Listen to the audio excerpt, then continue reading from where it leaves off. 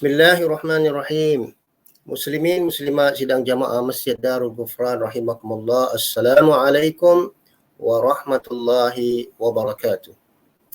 Alhamdulillah, sekali lagi kita memanjatkan syukur kepada Allah Subhanahu wa taala di mana dengan limpah dan karunia-Nya sekali lagi kita bertemu dalam siri tafsir bertema episod yang ke-11. Kali ini kita akan ambil satu lagi topik, keajaiban bawang merah dan bawang putih yang disebut di dalam surah Al-Baqarah ayat 61 yang berbunyi a'udzubillahi minasyaitonir rajim.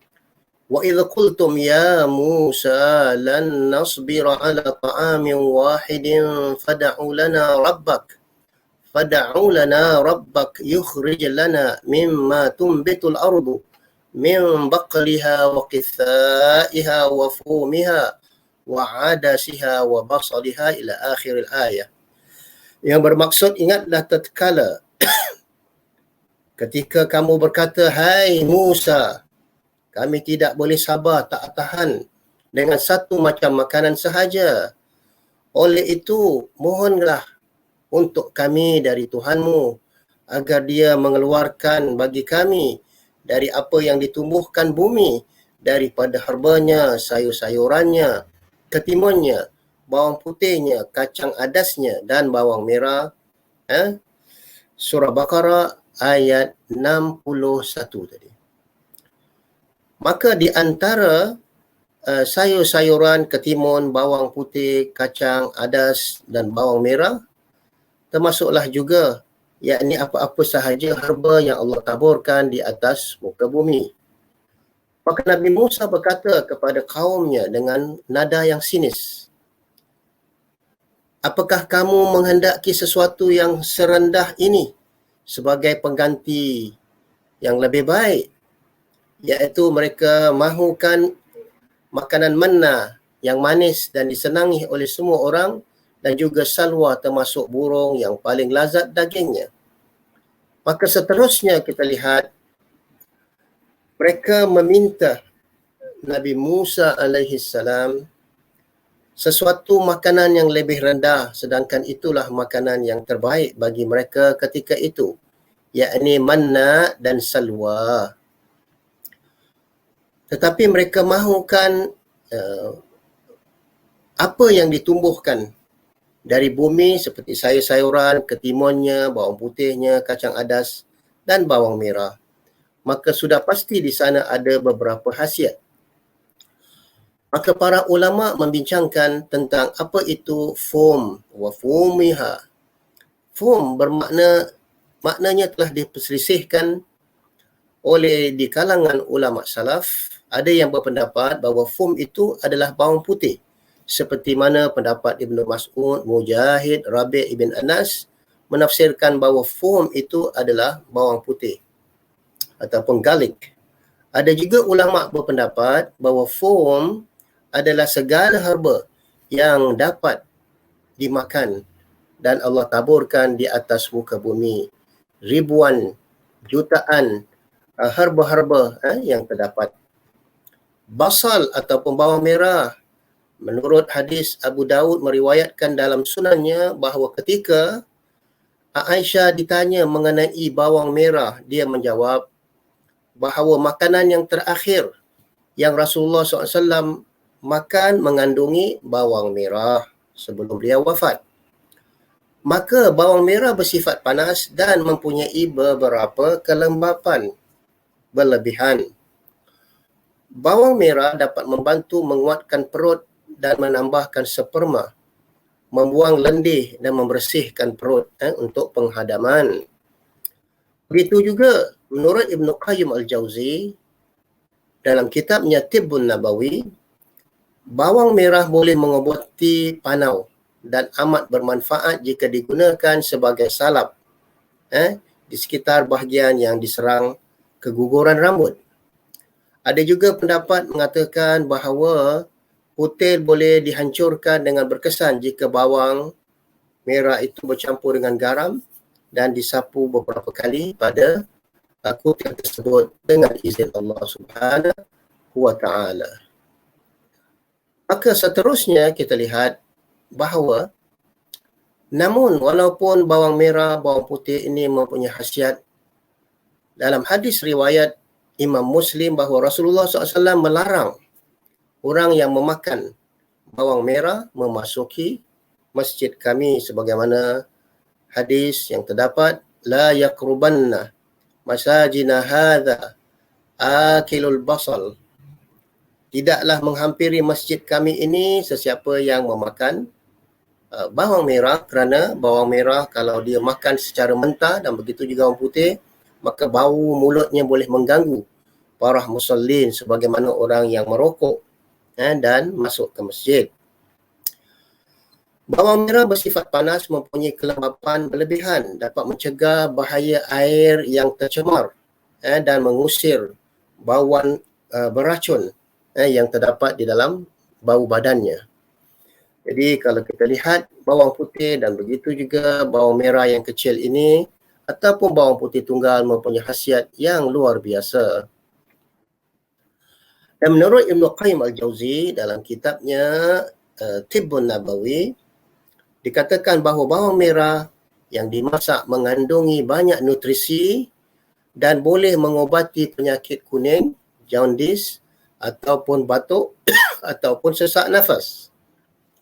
Namun pemakanan bawang putih ataupun bawang merah boleh melancarkan buang air dan melembutkan usus besar, kita punya large intestine. Namun di sana ada kesan sampingan.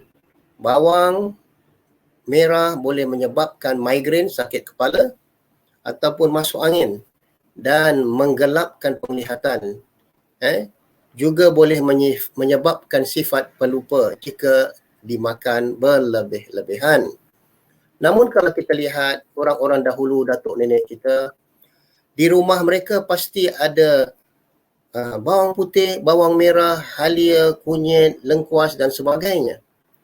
Dan ia merupakan rawatan emergency, sangat berkesan. Di antaranya jika ada anak-anak yang mengalami kembung perut, maka datuk nenek kita akan tumbuk, hancurkan dengan kulit-kulitnya sekali, kemudian diletakkan minyak kacang ataupun minyak kelapa lalu disapu bahagian perut yang mempunyai angin. Maka selepas 15 minit, 20 minit dengan izin Allah hilang tadi. Jadi itulah kehebatannya bawang merah ataupun dikatakan bawang merah kecil. Dan begitu juga telah terbukti bawang merah dapat merawat, bantu kanser. Pesakit kanser perlu minum sekurang-kurangnya 2 gelas jus bawang merah yang dicampur dengan air panas setiap hari beserta jus bawang putih sekali-sekali. Sekali-sekali. Bawang merah, jus bawang merah mungkin diminum sekali, segelas di waktu pagi, dijadikan seperti sup, dan segelas di waktu petang. Bawang putih mampu membersihkan darah yang kotor dan bawang merah boleh bantu melawan beberapa jenis kanser. Dengan izin Allah, kajian secara saintifik telah membuktikan mereka yang baru kena kanser stage pertama, dikatakan siapkan sup bawang merah dicampur dengan madu. Yang pertama, mendidihkan 5 potongan bawang kecil merah. Kedua, direbus selama setengah jam. 2 gelas air sehingga menjadi 1 gelas air. Kemudian itu setelah sejuk barulah dicampur dengan madu asli 1 sudu makan. Bawang putih dimasukkan pada akhir sekali. Mengapa? Kerana khasiat bawang putih itu boleh hilang sekiranya airnya terlalu panas. Jadi begitulah keajaiban. Kalau kita lihat puluhan tahun ataupun ratusan tahun sejak dari dahulu, hatta pada zaman Mesir Purba, yakni zaman Fir'aun, mereka yang membina piramid itu diupah dengan bawang putih yang sudah di fermented ataupun sudah simpan lama tadi hingga menjadi hitam, ataupun bawang putih yang diperam. Seterusnya, bawang putih bersifat panas dan kering, berkhasiat untuk orang dalam kedinginan, ada masuk angin, dan untuk orang yang mempunyai masalah pencernaan, sembelit, ataupun kerana unsur kahak yang tebal, dan untuk orang yang hampir mendapat sembelit ataupun masalah pencernaan. Boleh juga melapangkan perut sebagaimana yang saya katakan tadi. Bagi mereka yang ada masalah angin di dalam perut, maka dilenyek bawang merah kecil itu, dan begitu juga bawang putih dapat melapangkan perut dan melancarkan air kencing tadi. Selanjutnya, apabila dimakannya dengan keadaan mentah ataupun dimasak ataupun dibakar, boleh mengobati penyakit dada dan membuang sumbatan pada tekak akibat daripada kahak yang berlebih-lebihan, mengikut dalam kitab Tibbun Nabawi Ibnu Qayyim Al-Jauzi 2013. Begitu juga mereka yang mengalami batuk selsema dan hidung yang sumbat, dikatakan bahawa campuran madu dengan bawang merah dan bawang putih menghasilkan ubat yang efektif bagi merawat sistem pernafasan yang tersumbat ataupun mereka yang mempunyai semput. Menurut seorang pakar herba, bahawa ramuan ini juga baik untuk sistem pencernaan dan membantu mereka yang mengalami sakit sendi-sendi. Begitu juga bawang merah baik untuk darah kita, perjalanan darah ataupun dipanggil blood circulation, apabila kita makan dengan aturan yang betul. Tetapi secara perubatan, bawang merah lebih banyak dimakan dalam keadaan mentah kalau hendak dijadikan obat. Dalam Sahih Muslim diriwayatkan bahawa Rasulullah sallallahu alaihi wasallam melarang mereka yang memakan bawang merah mentah memasuki masjid. Sebaik-baiknya dielakkanlah untuk pergi ke masjid setelah makan bawang mentah ataupun bawang putih mentah. Bolehlah kita makan di akhir malam ataupun pagi selepas solat subuh. Namun bagaimanakah untuk kita menghilangkan bawang putih, ataupun kita makan bawang mentah ataupun bawang putih mentah? Cara untuk menghilangkan baunya adalah kita mengunyah beberapa hirisan apple, sekurang-kurangnya setengah biji, dan kita minum air madu kumuh-kumuh, kemudian kita telan, maka insya-Allah pasti hilang bau mulut akibat daripada makan bawang merah mentah ataupun bawang putih mentah. Namun demikian, manfaat bawang putih tunggal, ada lagi satu bawang putih tunggal ataupun yang ada mengatakan bawang putih lanang untuk kesihatan kita. Ini telah dilakukan ribuan tahun sebagaimana saya katakan tadi, sejak zaman Mesir purba. Dicampurkan bawang merah bersama sayuran segar ataupun buah-buahan, kemudian dimakan seperti ulam, kerana ada kadang-kadang sukar untuk ditelan bawang putih mentah ataupun bawang merah mentah. Jadi caranya adalah kehirisan. Kita menghiris bawang putih dan bawang merah dicampurkan dengan sayur-sayuran ataupun sedikit buah-buahan supaya enak ditelan dan dimakan tadi. Jadi cara menghilangkan bawang merah tadi saya katakan ataupun bawang putih dengan makan beberapa hirisan apple, dan begitu juga minum air madu. Jadi cara ini dapat memperbaiki keadaan kesihatan kita dengan selamat, dan begitu juga aturan makanan yang betul. Apapun kita lihat harus menggunakan preskripsi yang betul.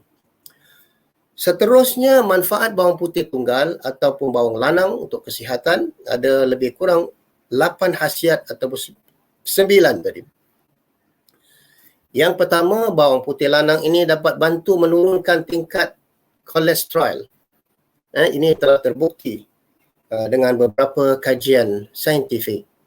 Mencegah masuknya angin ataupun batuk. Yang ketiga, meningkatkan kekebalan tubuh atau dipanggil immune system. Bantu mengatasi mereka yang ada diabetes type 1 ataupun 2. Boleh membantu mencegah sebahagian kanser, bukan semua. Mengatasi yang keenam, asma ataupun semput, menyembuh influenza bagi mereka yang hidung berair, dan yang kesembilan adalah mengubati bawasir asalkan cara yang betul dimakan. Begitu juga seterusnya dikatakan bawang putih boleh meningkatkan sistem immune system, kekebalan. Lebih-lebih lagi dalam keadaan penularan COVID-19 ini, kita memerlukan immune system, daya tahan yang kuat supaya menghindari apa sahaja virus. Dan begitu juga digalakkan pakar nutrisi mengatakan kita digalakkan memakan buah-buahan, sayur-sayuran untuk menguatkan immune system, di antaranya adalah bawang putih. Ia juga bantu menurunkan darah tinggi, high blood pressure. Ini telah terbukti, nanti saya akan terangkan beberapa artikel yang terdapat. Begitu juga bawang putih boleh membantu mengubati flu, hidung yang berair, menurunkan kolesterol, detoxification atau pembuangan racun dalam tubuh badan kita, mencegah demensia, maknanya lupa-lupa sekali-sekali apabila umur sudah meningkat, dan menguatkan tulang-tulang ataupun sendi-sendi, mengatasi gangguan pencernaan dan meningkatkan metabolisme tubuh badan kita. Yang kesembilan, menurunkan berat badan yang berlebihan ataupun obesity. Jadi ini boleh dilakukan secara rutin dan berterusan. Inilah yang mana saya katakan bawang putih ini sejak zaman Mesir Purba, dalam kitab dalam kitab artikel mereka yang dikatakan Codex Ibers, 3,550 tahun dahulu, perubatan Egypt ataupun Mesir yang termaktub di dalam papyrus, dan begitu juga manuskrip mereka Codex Ibers, dikatakan provided hundreds of therapeutic formulas, of which 22 use of garlic tadi. Jadi mengikut manuskrip mereka, perubatan medical papyrus, bawang putih telah terbukti dapat mengatasi 22 penyakit tadi. Di dalam Codex Ibers, garlic is identified as a treatment of circulation disorders and insect and parasite infestation. Dikatakan bahawa bawang putih ini telah dikenal pasti untuk rawatan masalah perjalanan darah yang tidak menentu, dan begitu juga mengubat gangguan cacing ataupun serangga. Dikatakan bahawa bawang putih ini considered as one of the most comprehensive records of Jewish Egyptian medicine. Bahawa bawang putih dianggap sebagai sesuatu yang sangat komprehensif dalam perubatan, rawatan Yahudi dan Mesir. Perubatan Mesir dan Yahudi. Dan begitu juga sebagaimana terkenal dalam Ibers Papyrus, the Egyptian Codex Ibers is the oldest medical document. Jadi kedua-duanya, Ibers Papyrus ataupun Codex Ibers, adalah di antara dokumen perubatan yang terlama yang sudah disimpan lebih kurang 1552. Dan begitu juga di dalam Old Testament 11:5, dalam surah yang ke-11 dan ayat yang ke-5 dikatakan, it is suggested that Jewish slaves in Egypt were regularly fed with garlic and other root vegetables from the allium family. Jadi dikatakan bahawa hamba-hamba Yahudi di Mesir purba dahulu telah diberi makan dengan bawang putih secara kerap, dan termasuk juga apa-apa sahaja sayur-sayuran yang akarnya senyawa dengan keluarga Allium family ini adalah bawang putih. Dan dikatakan, we remember the fish which we did eat in Egypt freely, the cucumber and melons and the leeks and the onions and garlic. Dan dikata bahkan bahawa kami mengingati ikan dan begitu juga apa yang kami makan di Mesir dahulu secara bebas. Antaranya adalah timun, semangka, dan begitu juga daun bawang dan termasuk bawang merah dan bawang putih. Jadi ini sudah termaktub dan telah terbukti ribuan tahun dahulu ketika zaman Mesir purba tadi. Begitu juga dalam sejarah Greek purba telah dikaitkan dengan kekuatan. Begitu juga pekerjaan yang mampu. Di Mesir dahulu dikatakan bahawa para tentera militeri, garlic was used as a vital nutrition component of military, especially in preparation of war. Jadi telah terbukti bahawa bawang putih ini sebagai nutrisi yang utama, komponennya untuk diberikan pada para militeri askar sebagai persiapan untuk berperang. Ini mengikut dalam artikel Law Gymnoi 2010. Dan dikatakan garlic was also served to athletes before the Olympic competition during the early days.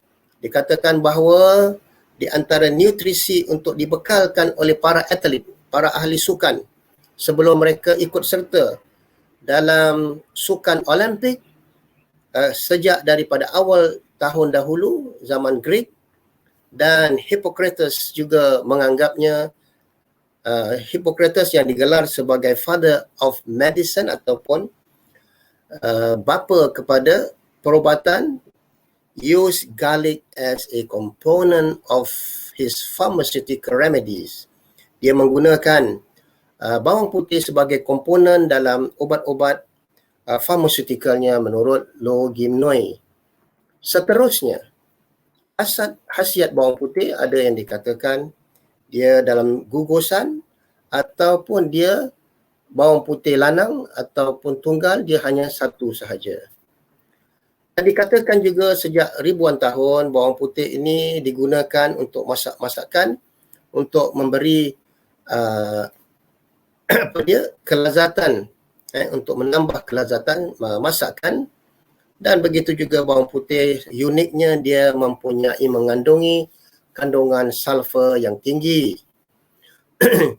Begitu juga mempunyai basic amino acid tadi. Dan seterusnya, in fact, onion and garlic are used in the treatment and the prevention of a number of disease. Bahawa bawang merah dan bawang putih telah digunakan sejak ribuan tahun untuk mencegah beberapa penyakit. Termasuklah juga kanser ataupun coronary heart disease, penyakit hati ataupun jantung, obesity ataupun kegemukan, hypercholesterol, hypertension, dan seterusnya. Dan mengikut kajian saintifik, bawang putih dikatakan the association between consumption of legumes, vegetable and the risk of cancer has been first assessed in several epidemiological studies. Dan begitu juga dikaitkan bersama konsumsi antara sayur-sayuran allium ini, termasuk dikatakan bawang putih, telah dapat mengatasi risiko kanser, ataupun dikatakan epidemiological studies dalam kajian-kajian epidemiologik. Dan dikatakan di antara kontrol telah menunjukkan bukti kesan bawang putih dan begitu juga bawang besar terhadap penyakit kanser.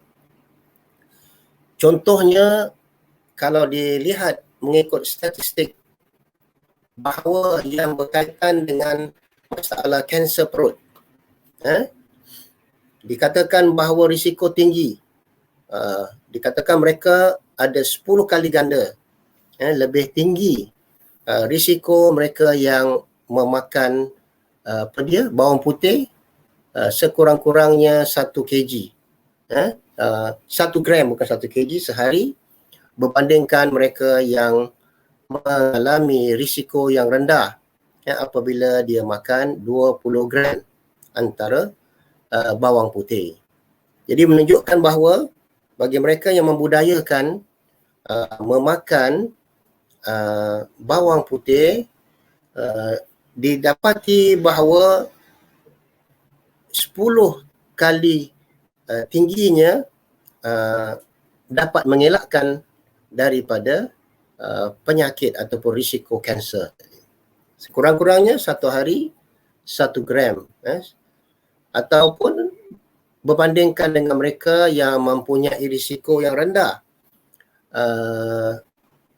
yang memakan 20 gram bawang putih tadi, berbandingkan mereka yang makan 1 gram bawang putih sehari. Jadi ini menunjukkan kajian ini secara saintifik telah membukti mengikut beberapa artikel yang terdapat. Begitu juga kajian di Netherlands telah mengaitkan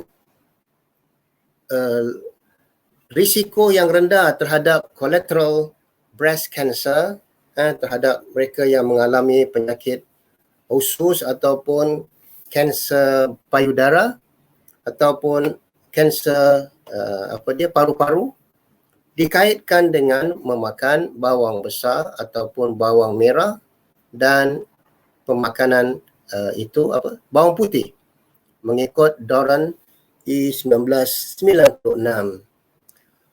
Begitu juga beberapa kajian-kajian yang dikaitkan dengan pemakanan bawang putih dan terhadap risiko kanser kolon.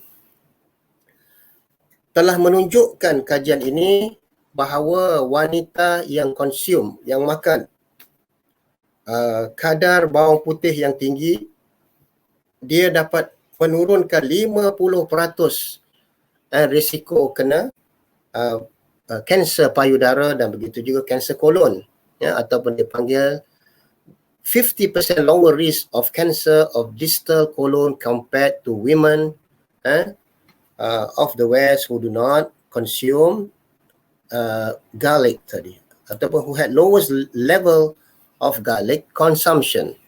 Jadi semua kajian-kajian ini telah terbukti bagaimana khasiat bawang putih terhadap kolon kanser, begitu juga lung kanser, dan beberapa penyakit kanser yang dipanggil distal colon bagi wanita yang membiasakan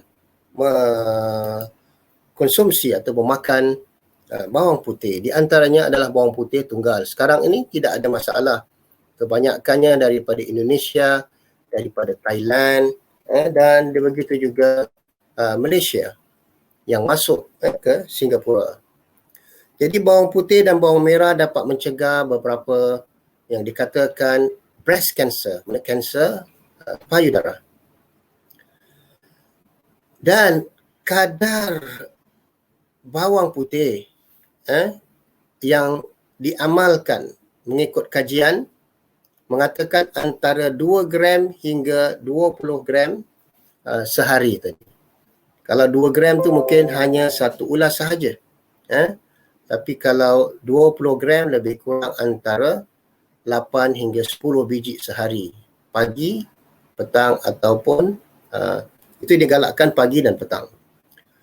Dan begitu juga walaupun bawang putih ini selamat digunakan untuk masakan secara berlebihan, namun dia juga ada kesan sampingan. Di antaranya adalah masalah bau nafas dan bau badan. Sebagaimana yang saya katakan tadi, untuk mengelakkan bau badan ataupun bau nafas adalah setelah kita makan bawang putih merah, kita memakan beberapa hirisan buah apple dan begitu juga minum air hangat dicampurkan dengan madu asli tadi. Dan dalam hadis Nabi SAW yang bermaksud siapa yang mahu memakan kedua benda ini hendaklah dimasak secara sempurna. Kalau tidak, ia akan mengakibatkan bau mulut dan bau badan. Abu Ayyub bertanya, "Ya Rasulullah, adakah kamu tidak menyukai sehingga kamu memberikannya kepada kami?" Maknanya kata Abu Ayyub, Nabi SAW ada memberikan sisa bawang putih kepada kami. Maka Nabi SAW mengatakan, "Sesungguhnya aku suka bermunajat kepada Rabbku, namun tidak mungkin aku bermunajat kepadanya apabila aku memakan makanan ini kerana mulutku berbau." Jadi Nabi kadang-kadang lebih kerap mengelakkan daripada makan bawang putih mentah, supaya ketika dia bermunajat kepada Rabbnya dalam keadaan mulutnya bau harum tadi. Sebagaimana tadi kita katakan, untuk mengelakkan bau mulut tadi adalah dengan kita makan beberapa hirisan setengah biji apple dan begitu juga minum air madu yang hangat untuk menghilangkan bau mulut. Dan kadang-kala bawang putih ini juga boleh direndam ke dalam madu asli untuk kita simpan selama lebih kurang 3 minggu, direndam seolah-olah berlakunya pemerapan bawang putih dan madu asli tadi. Kemudian setelah 3 minggu barulah dikonsum, sehari 1 biji pagi dan 1 biji petang. Garlic and onion consumption, dikatakan garlic and onion consumption was also associated with the reduced risk of esophageal and stomach cancer with great risk reduction seen for higher levels of consumption. Dikatakan bahawa bawang putih dan bawang merah telah terbukti hubungannya yang berkaitan dengan GERD, gastroesophageal reflux disease tadi, dan stomach cancer with greater risk reduction seen for higher levels of consumption bagi mereka yang makan lebih kurang 1 hari 20 gram. Sama juga kajian yang lain mengatakan bahawa konsumsi allium vegetable ataupun garlic, bawang putih dan bawang merah ada kaitannya penurunan risiko kanser perut. Mengikut setiawan dalam artikelnya 2005, dan dikatakan approximately 30 to 50% reduction in prostate cancer. Mengikut Coley, Emeline, CL2009, dan dikatakan hampir 30 hingga 50% penurunan tentang prostate cancer ataupun risiko prostate cancer yang sering menyerangi kaum lelaki apabila umurnya meningkat 45, 50, 60 dan seterusnya. Haruslah sentiasa berhati-hati terhadap kanser prostat. Dan mengikut World Health Organization telah terbukti secara saintifik mengatakan bahawa general health promotion for adults is a daily dose of 2 to 5 gram of fresh garlic.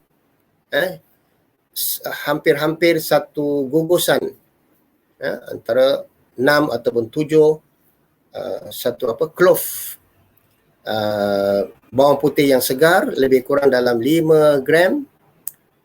Dan dikatakan juga ada yang menjadikan powder, serbuk bawang putih yang kering ataupun minyak bawang putih antara 300 hingga 1000 ml of garlic extract telah dijadikan satu formulasi seimbang antara 2 hingga 5 mg bawang putih yang compoundnya sangat aktif, mengikut Zaid dalam artikelnya 2010.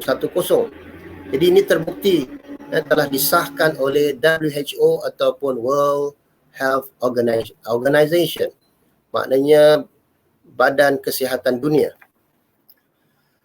Dan dikatakan bahawa the medication and prevention of a number of diseases including cancer, coronary heart disease and obesity. Begitu juga mengikut kajian saintifik, termasuklah penyakit kanser, serangan hati dan penyakit akibat daripada kolesterol ataupun obesity. Scientific research on garlic started in the 19th century with the work of Louis Pasteur, who in 18 sejak tahun 1858 yang pertama telah mengenal antibakteria dalam khasiat beberapa mineral yang terdapat dalam bawang putih tadi. The association between consumption of allium vegetable ataupun garlic menghadapi risiko kanser dan begitu juga beberapa epidemiological studies telah menyesahkan bahawa kesan garlic and onions against cancer. Alhamdulillah, di sinilah kita lihat betapa bawang putih dan bawang merah sudah menjadi satu keajaiban dalam melawan beberapa penyakit, semuanya mengikut aturan makanan yang betul. Apapun penyakit pasti ada ubat. Sebagaimana sabda Nabi SAW dalam hadis yang sahih. Likulli da'in dawa, fa idza usiba da'ud dawa bari'a biiznillah. Atau kama qala, bahawa setiap penyakit itu pasti ada ubatnya. Apabila obatnya kena padan dengan penyakitnya, pasti akan sembuh dengan syarat biiznillah, dengan izin Allah Subhanahu wa taala, apabila obat dan penyakit itu padan. Dan begitulah keadaan beberapa kajian-kajian tentang antara konsumsi bawang putih dengan kolon kanser, risiko kolon kanser, makna kanser usus. Dan kajian-kajian itu telah menunjukkan secara jelas wanita yang memakan kadar bawang putih yang tinggi, 50% di kalangan mereka itu mempunyai risiko yang rendah terhadap kanser dan distal kolon, usus, berbanding dengan wanita yang tidak ataupun memakan bawang putih dengan kadar yang sedikit. Jadi ini kajian-kajian, mereka telah mengambil beberapa sampel daripada beberapa orang wanita, kemudian dibuatkan kajian dan sampel ini terbukti di antara wanita-wanita yang mengamalkan memakan bawang putih telah mempunyai risiko yang rendah terhadap kanser ataupun kanser usus. Begitu juga mengamalkan buah-buahan yang banyak. Jadi begitulah keadaan bagaimana kita menggabungkan semua herba-herba yang Allah taburkan di atas muka bumi sebagaimana yang disebut tadi dalam surah Al-Baqarah ayat 61. Maka marilah kita memudayakan dan pilih makanan yang bijak, termasuk bawang putih, bawang merah dan beberapa sayur-sayuran yang mampu mencegah terjadinya pertumbuhan sel kanser. Dan semuanya kita lakukan, pastilah kita meruqyahkan beberapa surah yang tertentu, contohnya surah Al-Fatihah dan 3 Qul, dan kita ruqyahkan pada diri kita, dan begitu juga minum lebih kurang 1 gelas air zam-zam apabila kita makan bawang putih dan bawang merah, agar ia memberi kelegaan. Mudah-mudahan insya-Allah selamat mencuba muslimin muslimat sidang jamaah Masjid Darul Ghufran. Semoga kita bertemu lagi pada episod yang ke-12 insya-Allah. Aqulu qawli hadza wa astaghfirullah li wa lakum wa li jami' muslimin. Wassalamualaikum warahmatullahi wabarakatuh.